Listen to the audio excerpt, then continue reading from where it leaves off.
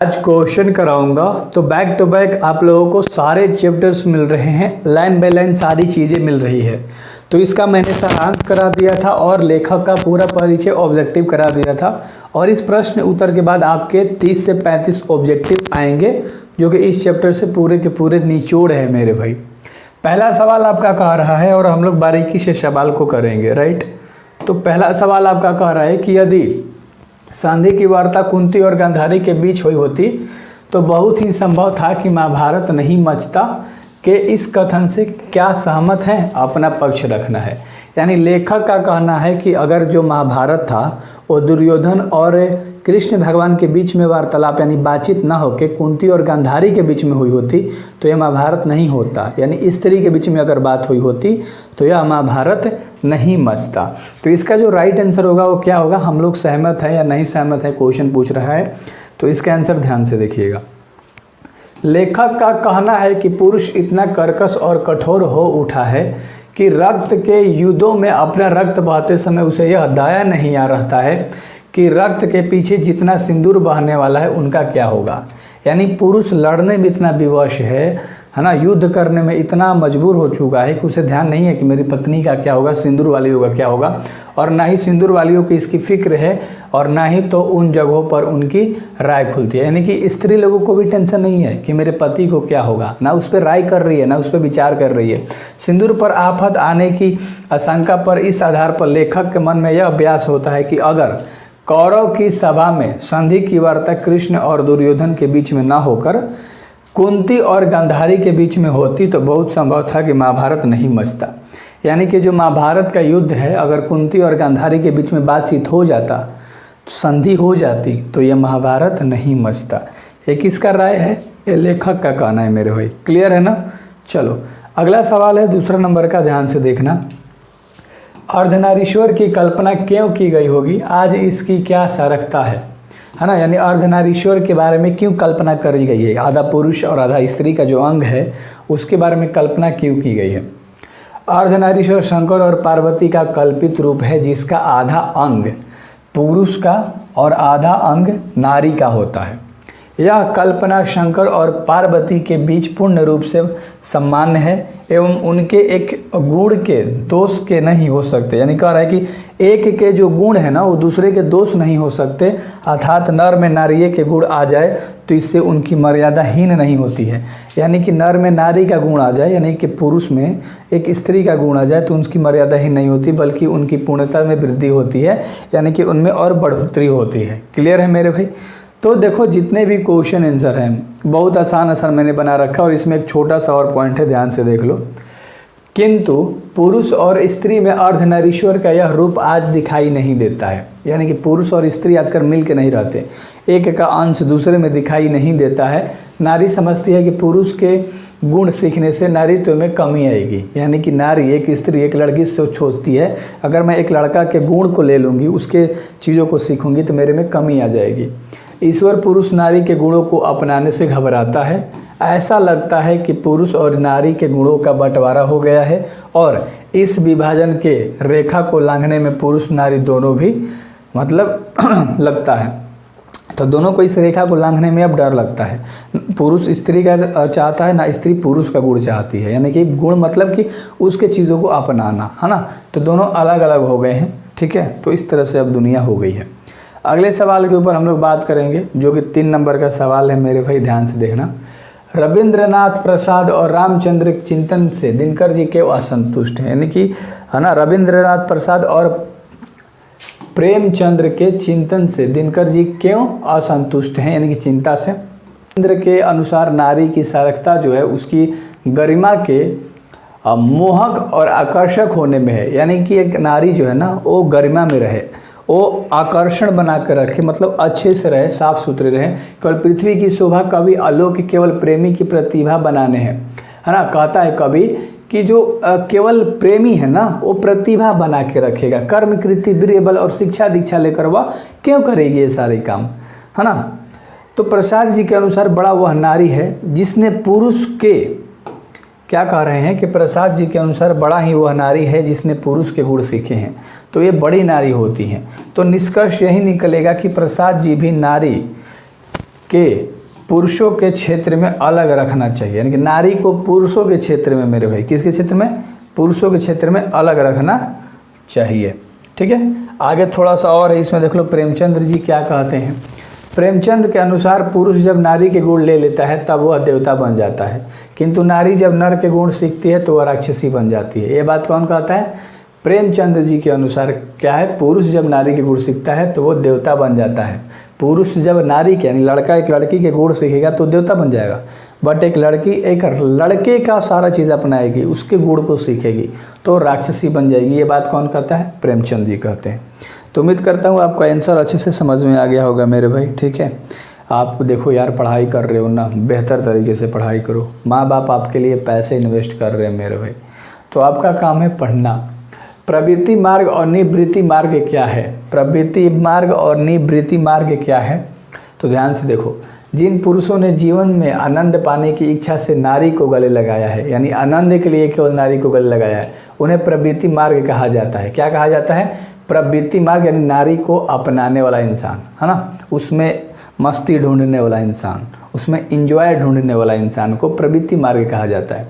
निवृत्ति मार्ग वे हैं जिन्होंने अपने नारी को अपने जीवन से परे ढकेल दिया हो, यानी कि उनके जीवन में नारी का कोई मोल नहीं है, क्योंकि उन्हें नारी सुख की कोई कामना नहीं, यानी कि वो नारी से कोई सुख नहीं चाहते।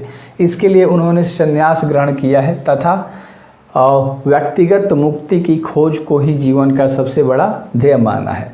तो उन्होंने क्या कहा मेरे भाई कि मेरे को नारी नहीं चाहिए, मैं ऐसे ही सीखूं, सन्यासी बन जाते हैं, वैग बन जाते हैं, है ना। तो इस तरह से तो प्रवृत्ति मार्ग क्या होता है और निवृत्ति मार्ग क्या होता है, दोनों आपको समझ में आ गया होगा। क्लियर है? ये तो क्वेश्चन अच्छे से समझ में आ गया होगा। आगे बढ़ते हैं और हम लोग 5 नंबर के सवाल करेंगे। 5 नंबर का सवाल है, ध्यान से देखिएगा। बुद्ध ने आनंद से क्या कहा? बुद्ध ने आनंद से क्या कहा? महात्मा बुद्ध ने अपने शिष्य आनंद से कहा, आनंद, मैंने जो धर्म चलाया था ना, वह सहस्त्र वर्षों तक चलने वाला था, यानी कि बहुत आगे, 100 साल, 200 साल, हजारों साल तक चलने वाला था, किंतु वह अब 5 वर्षों तक ही चलेगा, क्योंकि मैंने नारियों को भिक्षुणी होने का जो अधिकार है ना वो दे दिया है। यानी जो मैंने नियम बनाया था वो बहुत दिन चलता, लेकिन मैंने नारी को अधिकार दे दिया है भिक्षुणी होने का, तो ये नियम मात्र 5 साल ही चलेगा। क्लियर है?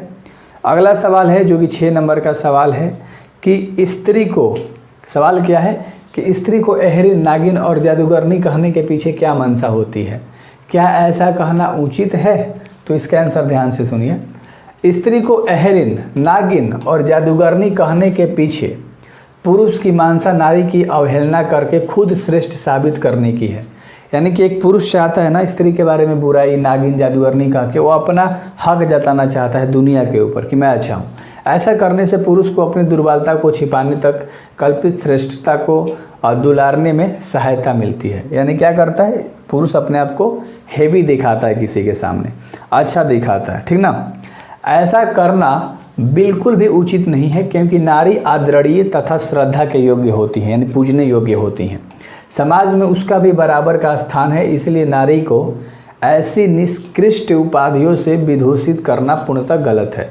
ठीक है, तो नारी को ऐसा वैसा नहीं बोलना चाहिए, पूजनीय होती हैं, है ना, श्रेष्ठनीय होती हैं, श्रेष्ठ माना जाता है नारी को, उच्च अधिकार दिए जाते हैं। मेरे भाई, नारी की पराधीनता कब से आरंभ हुई थी? नारी की पराधीनता कब से आरंभ हुई थी? तो इसका आंसर सुनिएगा। जब मानव जाति ने कृषि का आविष्कार किया तो पुरुष बाहर रहने लगा, कृषि का, सॉरी यहाँ पर कृषि यानी कि खेती का, तो रहने लगा, और नारी घर में रहने लगी। यहाँ से जिंदगी 2 हिस्सों में बट गई।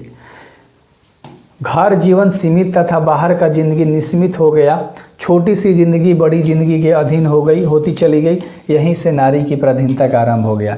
यानी कि एक पुरुष नारी के साथ अब नहीं रहने लगा, रात में खलियान में जाके रहने लगा, खेती करने लगा।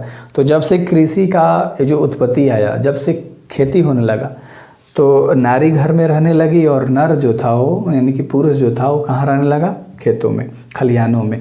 प्रसंग स्पष्ट करना है। पहला सवाल है, प्रत्येक पत्नी अपने पति को कुछ उसी दृष्टि से देखती है जिस दृष्टि से लता अपने वृक्ष को देखती है। यानी पत्नी अपने पति को एक वृक्ष की तरह, एक लता की तरह देखती है।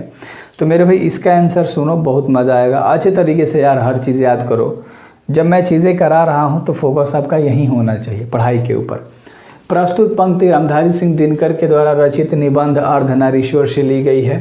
इस पंक्ति में लेखक यह स्पष्ट करता है कि पुरुष के अधीन होने के कारण नारी स्वयं को काफ़ी कमज़ोर तथा पुरुष पर आश्रित मानने लगी है। यानी कि एक नारी जो है, एक औरत जो है, खुद को पति पे आश्रित मानने लगी है, खुद को कमज़ोर साबित करने लगी है, मानने लगी है। यही कारण है कि हर पत्नी अपने पति को उसी प्रकार से देखती है जिस प्रकार से एक लता एक वृक्ष को देखती है। अर्थात जिस प्रकार एक लता एक वृक्ष के अधीन रहकर ही फलती फूलती है, उसी प्रकार एक स्त्री भी स्वयं को पुरुष के अधीन मानती है।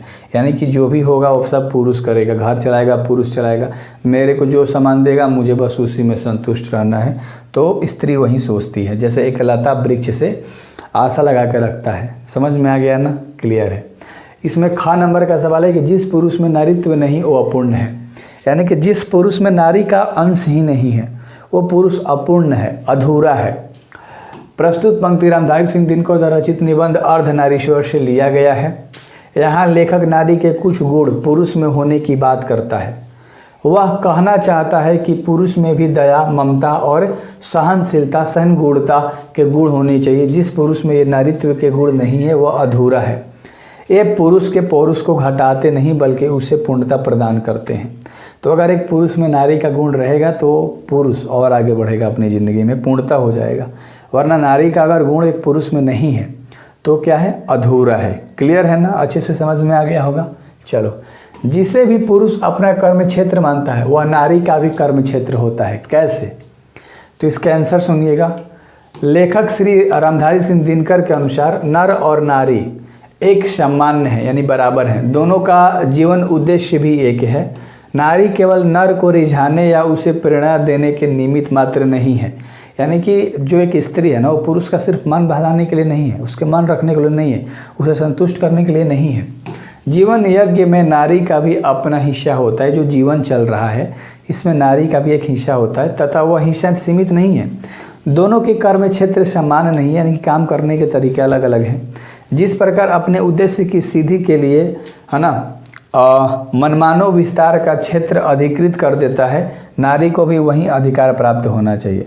जैसे नर कुछ भी कर सकता है, अपने लिए कुछ भी बनाता है, नियम कुछ भी करता है ना। तो उस तरह से आगे मेरा भाई ऑब्जेक्टिव है। तो नर को जैसे अधिकार है ना, नारी को भी ऐसे अधिकार होने चाहिए हर चीज़ करने के लिए, हर चीज़ को समझने के लिए। समझ रहे हो मेरे भाई? तो एक बेस्ट एग्जाम्पल है, इसमें शंकर और पार्वती को लेकर बताया गया है। उम्मीद करता हूँ ये लेक्चर पसंद में आया होगा, अच्छे से समझ में आया होगा। तो हम लोग बेहतर तरीके से पढ़ाई करेंगे, इधर उधर की बातों में नहीं आना है, आराम से सारे चैप्टर्स कंप्लीट करने हैं एंड बेहतर तरीके से पढ़ाई करनी है। सो बेस्ट ऑफ लक, मिलते हैं अगली वीडियोज़ में। सब्सक्राइब कर लीजिएगा।